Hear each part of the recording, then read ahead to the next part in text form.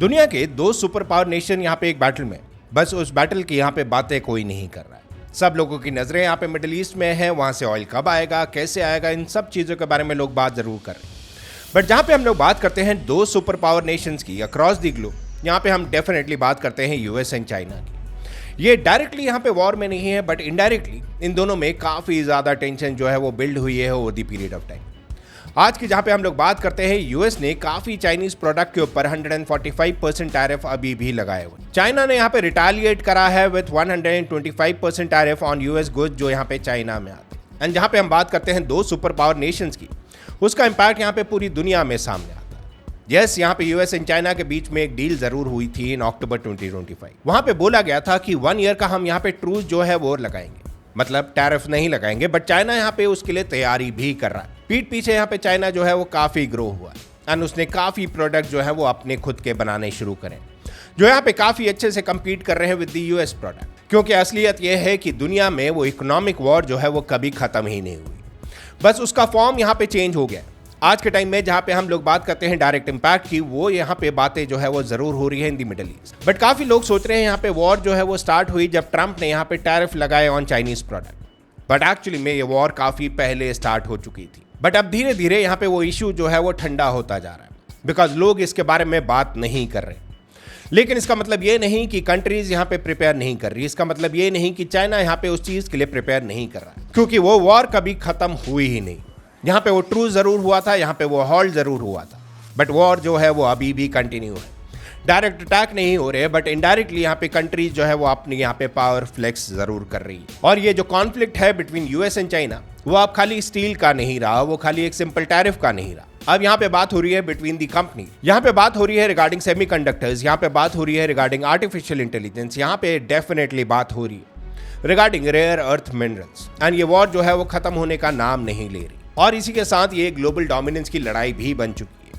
कौन सी कंट्री यहाँ पे ग्लोबल इकोनॉमी को कंट्रोल करेगी। ट्रेड यहाँ पे काफी मेजरली फॉल हुआ है बिटवीन दी टू नेशंस। ये एक इकोनॉमिक कोल्ड वॉर है जो चल रही है बिटवीन दीज टू कंट्री, और ये अभी भी चल रही है। कब तक चलेगी गॉड नोस, बट इसका रियल इंपैक्ट आज आपको बताएंगे इस वीडियो में। बट आगे जाने से पहले बात कर लेते हैं करंट क्या सिचुएशन चल रही है बिटवीन यूएस एंड चाइना। आप यहाँ पे पढ़ सकते हैं फ्रॉम 2025 टिल अप्रैल 2026 यहाँ पे मैसिव एस्केलेशन जो है वो हुआ है।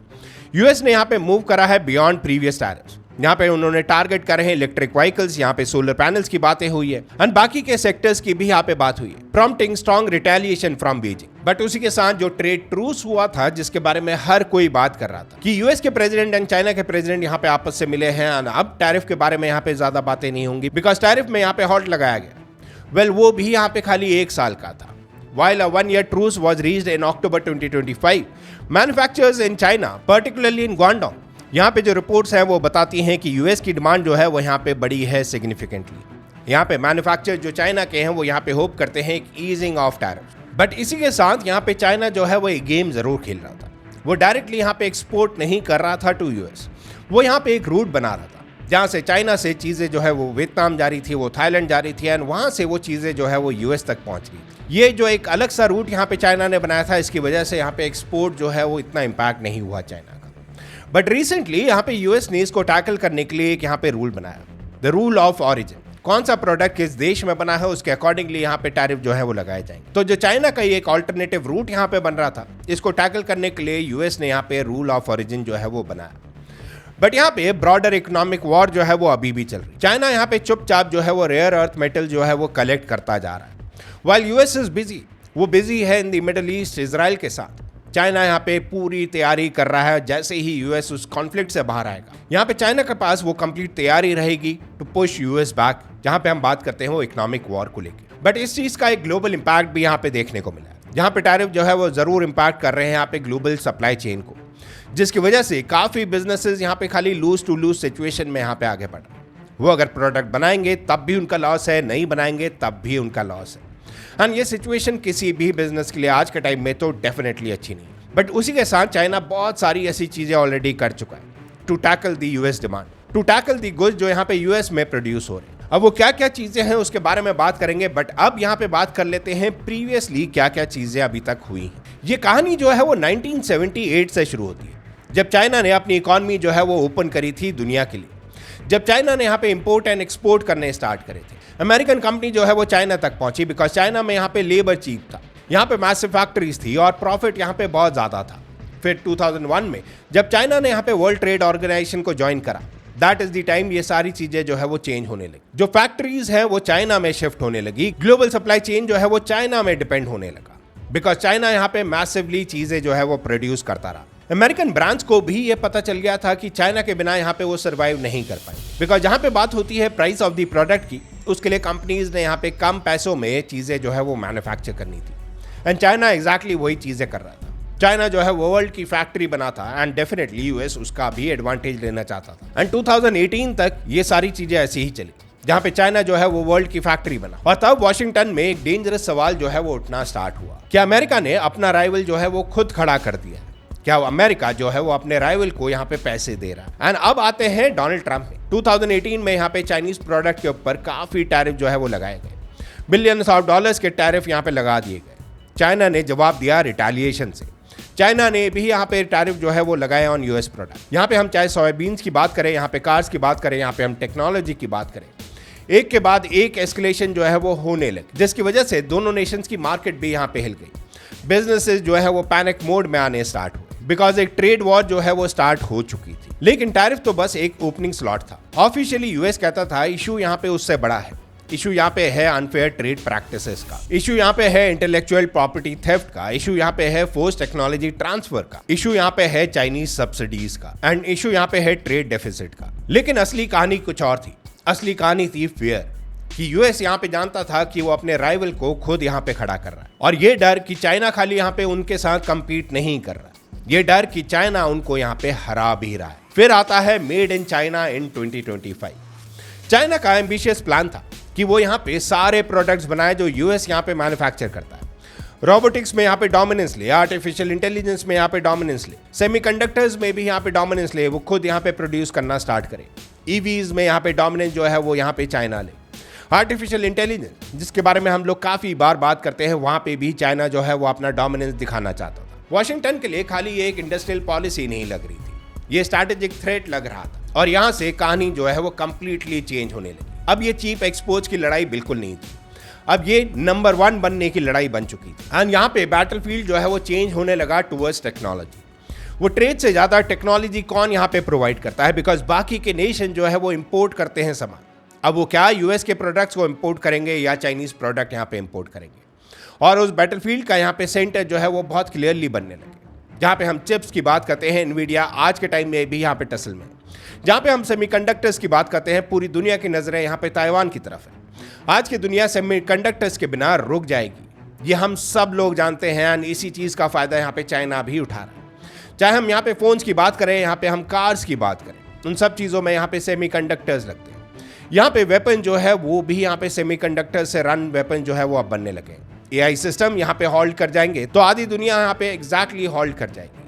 मिसाइल्स हम लोगों ने रिसेंटली देखा कैसे वहाँ पे एआई टेक्नोलॉजी यहाँ पे यूज करी जा रही है। सब कुछ चिप पर डिपेंड करता है और ये चीज दोनों नेशंस यहाँ पे जानते हैं और यहीं पे अमेरिका के पास एडवांटेज भी था। इसलिए यहाँ पे यूएस ने टैरिफ से आगे बढ़कर एक्सपोर्ट कंट्रोल जो है वो यूज करने स्टार्ट की। टेक्नोलॉजी में यहाँ पे रेस्ट्रिक्शंस लगाई यूएस ने, काफी कंट्रीज के ऊपर यहाँ पे सैंक्शंस लगाए और सबसे पहला टारगेट बना हुआई।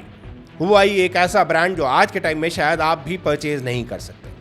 हुआई एक ऐसा ब्रांड जो हर कोई यूज करना चाहता है बट उसकी अवेलेबिलिटी यहाँ पे नहीं, और यहाँ पे रेस्ट्रिक्शन जो है वो और ब्रॉड होने लगी। बट ट्रम्प से भी पहले यहाँ पे 2022 में शायद आप लोगों को पता नहीं होगा, जो बिदेन ने यहाँ पे कंट्रोल करे सेमीकंडक्टर, वो एडवांस सेमीकंडक्टर्स यहाँ पे कंट्रोल लॉन्च कर दिए, जिसकी वजह से यहाँ पे चाइना के पास वो सेमीकंडक्टर्स यूएस से नहीं जा रहे थे। यहाँ पे सिर्फ चिप बेचना मना नहीं था, उस मशीन्स पर भी रिस्ट्रिक्शन लगा दी जो चिप्स बनाती हैं। एंड ये बहुत बड़ा स्टेप था फ्रॉम यूएस। वो ये चाहता था कि यहाँ पे टेक्नोलॉजी कंटेनमेंट जो है वो भी यहाँ पे शुरू हो। बट ऐसा नहीं है चाइना ने जवाब नहीं दिया, चाइना ने भी यहाँ पे जवाब दिया। उसने यहाँ पे मैसिव सब्सिडीज जो है वो लॉन्च करनी स्टार्ट करी। डोमेस्टिक चिप यहाँ पे इन्वेस्टमेंट्स करनी स्टार्ट करी चाइना ने, क्योंकि वो जानता था ये वो नहीं करेंगे तो वो काफी पीछे रह जाएंगे। सेल्फ रेजिलियंस जो है वो चाइना बनने लगा। अब चाइना को दूसरी कंट्रीज के कंपनीज की जरूरत नहीं थी, क्योंकि बीजिंग ने मैसेज जो है वो बहुत क्लियरली यहाँ पे समझ लिया था कि अगर आपको कोई टेक्नोलॉजी से कट ऑफ कर सकता है तो आपको अपनी टेक्नोलॉजी खुद बनानी पड़ेगी। क्योंकि जब दुनिया को लगा ये फाइट जो है वो खाली सेमीकंडक्टर्स पे सेंटर्ड है, तब एक नया फ्रंट यहाँ पे ओपन अप हुआ एंड वो ओपन अप हुआ इन इलेक्ट्रिक व्हीकल। चाइना खाली ईवी मार्केट में एंटर नहीं हुआ जस्ट फॉर दी नेम से। चाइना ने यहाँ पे बिल्ड करनी शुरू करी वो गाड़ियाँ जो पूरी दुनिया में यहाँ पे एक्सपोर्ट करी जा रही थी। उसने डोमिनेंस बनाना यहाँ पे स्टार्ट करा।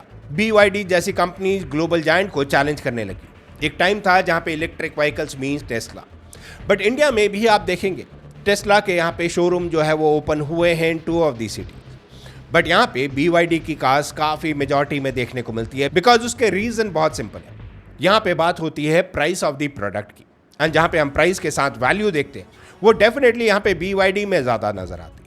कंफर्ट यस BYD में ज़्यादा है। टेस्ला की जो टेक्नोलॉजी है वो शायद इंडिया में उतनी सक्सेसफुल ना हो, लोग यहाँ पे BYD में शिफ्ट होने लगे। एंड यही चीज़ जो है वो चाइना जानता था, वो प्राइस को जितना कम रखेगा उतने ज़्यादा एक्सपोर्ट्स इसके इंक्रीज होंगे।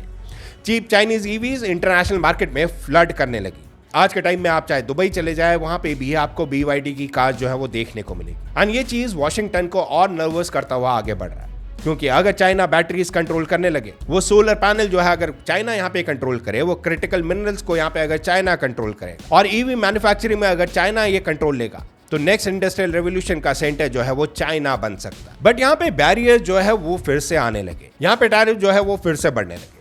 यूरोप भी इन्वेस्टिगेट करने लगा चाइनीज सब्सिडीज को। जो यहाँ पे सब्सिडीज चाइना को मिलती थी उसके ऊपर काफी कंट्रीज ने यहाँ पे रेस्ट्रिक्शन लगाया, और ट्रेड वॉर की एक और वर्जन जो है वो स्टार्ट हो गया। स्टील से लेके ईवी तक, टैरिफ से लेके ग्रीन एनर्जी टॉक तक, वॉर जो है वो इवॉल्व होती रही, खत्म नहीं हुई। लेकिन एक और बैटलफील्ड यहाँ पे चल रहा है जिसके बारे में कम बात होती है, एंड वो है रेयर अर्थ मिनरल, जहाँ पे यूएस आज के टाइम में बिजी है। चाइना यहाँ पे रेयर अर्थ मिनरल जो है वो यहाँ पे कलेक्ट कर रहा है। क्योंकि ये नाम आपको शायद बोरिंग जरूर लग सकता है, लेकिन ये रेयर अर्थ मिनरल जो है वो फाइटर जेट में होते हैं, ये इलेक्ट्रिक मोटर्स में होते हैं, ये विंड टर्बाइंस में होते हैं। काफी जगह जो है वो रेयर अर्थ मिनरल जो है वो यूज करे जाते हैं। चाहे हम यहाँ पे एडवांस वेपन्स की क्यों ना बात करें, और इनके सप्लाई चेन को मेजर हिस्सा चाइना कंट्रोल करता है आज के टाइम में, and that is a big warning for US. ये लेवरेज है चाइना के पास, एक इकोनॉमिक वेपन, एंड इसी रीजन की वजह से यूएस यहाँ पे सप्लाई चेन जो है वो डाइवर्सिफाई करने की रेस में आगे बढ़ रहा है। यहाँ पे ऑस्ट्रेलिया की हम लोग बात करें, यहाँ पे इंडिया की बात करें, लैटिन अमेरिका की बात करें, क्योंकि मॉडर्न इकोनॉमिक वॉरफेयर में रिसोर्सेज भी वेपन जो है वो बन चुके हैं। एंड यहीं पे हम लोग बात करते हैं सबसे इंटरेस्टिंग पॉइंट की। जब फर्स्ट टर्म यहाँ पे डोनाल्ड ट्रंप जो है वो प्रेसिडेंट बने थे, लोगों को लगा था यहाँ पे जब ट्रंप जो है वो हट जाएंगे तब ये ट्रेड वॉर जो है वो कूल ऑफ होगी, लेकिन ऐसा हुआ नहीं। जैसे कि हमने अभी यहाँ पे बात करी, बिडेन ने काफी टैरिफ जो है वो मेंटेन करके रखे, बढ़ाए नहीं बट मेंटेन करके रखे। चिप्स में यहाँ पे रिस्ट्रिक्शन लगाई और एक्सपैंड भी करे। चिप्स एक्ट जो है वो पास करा जो बिडेन ने, यहाँ पे फ्रेंच शोरिंग को पुश करा गया। सप्लाई चेन अलाइज के साथ शिफ्ट करने की स्ट्रैटेजी जो है वो बनाई यहाँ पे जो बिडेन ने, और ये एक बहुत इंपॉर्टेंट सिग्नल था फॉर चाइना। ये खाली एक ट्रम्प पॉलिसी नहीं थी, ये एक लॉन्ग टर्म यूएस की स्ट्रैटेजी थी। रिपब्लिकन्स हो या डेमोक्रेट्स हो, दोनों ने यहाँ पे इंक्रीजिंगली चाइना को स्ट्रैटेजिक कंपटीटर माना, यहाँ पे चाइना को हमेशा दबाने की कोशिश करी। और जब कोई पॉलिसी यहाँ पे गवर्नमेंट चेंज होने के बाद भी यहाँ पे सर्वाइव करे, तो यूजली वो टेम्परेरी नहीं होती, वो यहाँ पे एक परमानेंट पॉलिसी बन जाती है, वो यहाँ पे स्ट्रक्चरल पॉलिसी बन जाती है। तो फिर यहाँ पे सवाल है कि ये वॉर को जीत कौन रहा है। अगर मैं सच कहूँ तो यहाँ पे कोई विनर आज के टाइम में तो नहीं है। अमेरिका एडवांस टेक में स्ट्रांग है, एंड इसमें हमने उनको क्रेडिट देना पड़ेगा। चाइना यहाँ पे मैन्युफैक्चरिंग स्केल में पावरफुल है, इसका क्रेडिट हमने चाइना को देना पड़ेगा। यूएस जो है वो चिप्स रिस्ट्रिक्ट कर रहा है चाइना में जाने से, बट उसी के साथ चाइना जो है वो इंडस्ट्रियल पावर से काउंटर कर सकता है। दोनों कंट्रीज जो है वो यहाँ पे कॉस्ट अब्जॉर्ब कर रही है, दोनों कंट्रीज जो है वो डिपेंडेंस यहाँ पे रिड्यूस करने की भरपूर कोशिश कर रही है एक दूसरे के ऊपर, बिकॉज दोनों ये जानते हैं कि दुनिया में खाली एक ही सुपर पावर हो सकता है, बट बाकी की कंट्रीज यहाँ पे बीच में फंसी हुई है।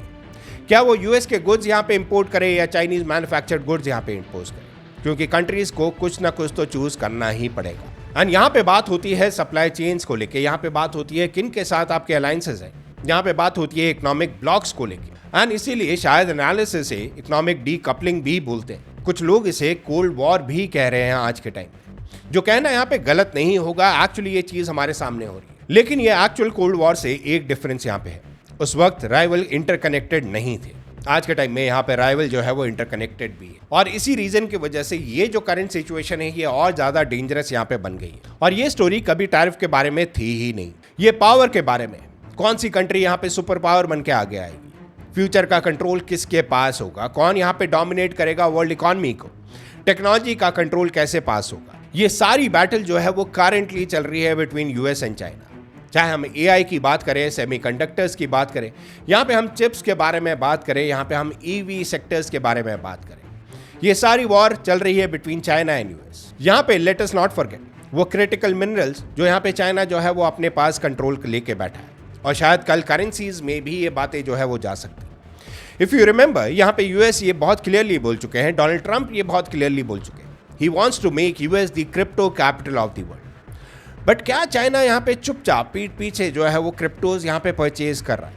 हु नोज, बिकॉज चाइना हर साल आता है, हर साल बोलता है कि हमने यहाँ पे क्रिप्टोज में बैन लगा दिया, बट उसके बावजूद यहाँ पे काफ़ी ऐसी न्यूज़ जो है वो सामने आती है कि चाइना में यहाँ पे उसकी माइनिंग जो है वो still continue. US and China की यहाँ पे ट्रेड वॉर जो है वो ख़त्म नहीं हुई है, वो अभी खाली रुकी है कुछ टाइम के लिए, बट उसी के साथ वो इवॉल्व भी हो रही है। और अब सवाल यह नहीं है कि ये कंटिन्यू होगी या नहीं होगी, सवाल यहाँ पे कम्प्लीटली चेंज हो गया। सवाल यहाँ पे ये है कि ये कितनी दूर तक जाएगी एंड किन किन चीज़ों में इसका इम्पैक्ट पूरी दुनिया ने देखना पड़ेगा। क्योंकि अगर ये इकोनॉमिक राइवलरी से जियोपॉलिटिकल कन्फ्रंटेशन बन गई तो इम्पैक्ट खाली अमेरिका एंड चाइना तक लिमिटेड नहीं होगा, वो पूरी दुनिया में होगा एंड पूरी दुनिया की यहाँ पे इकोनॉमिक्स जो है वो यहाँ पे चेंज हो सकती है, वो पॉलिसी जो है वो चेंज हो सकती है, और शायद वो प्रोसेस ऑलरेडी स्टार्ट हो चुका है। आज के टाइम में भी आप देखेंगे, अगर आपसे हम एक सवाल पूछें, क्या आप चाइनीज प्रोडक्ट लेना पसंद करेंगे जो आपको कम प्राइस में मिलते हैं, उसमें यहाँ पे कंफर्ट ज़्यादा रहता है, या सिंपली हम आपसे एक कंपैरिजन पूछते हैं, क्या आप यहाँ पे टेस्ला लेना पसंद करेंगे या BYD लेना पसंद करेंगे? क्या डिफरेंस है दोनों में? इसके बारे में आप जरूर बताइएगा, और इसी का आंसर देते हुए आपको ये पता चलेगा who is actually winning this war. ये वॉर जो है वो खत्म होने का भी नाम नहीं ले रही है, ना कि मुझे लगता है कि कुछ दिनों में ये खत्म होगा या कुछ महीनों में खत्म होगा। ये वॉर जो है वो काफ़ी सदियों से चलती आ रही है, और आगे जब तक कोई एक पर्टिकुलर सुपर पावर नहीं बन जाता, ये वॉर शायद कंटिन्यू रहे। आप लोगों के क्या थॉट्स हैं इसके बारे में नीचे कमेंट सेक्शन में कमेंट करके जरूर बताइएगा, बिकॉज ये वॉर जो है वो कोल्ड वॉर जो है वो इम्पैक्ट करती है आपको, वो इम्पैक्ट करती है मुझे, वो इम्पैक्ट करती है हर एक इंसान को जो दुनिया के किसी कोने में बैठ के आज कॉफी पी रहा है। What do you think about it? Do let me know in the comment section. With that said guys, आज का वीडियो करते हैं पे एंड। आई होप आपको वीडियो अच्छा लगा हो। वीडियो अच्छा लगा हो तो वीडियो को लाइक कर देना, शेयर कर लेना, सब्सक्राइब कर लेना। Thank you so much for watching our channel. Stay healthy, stay wired.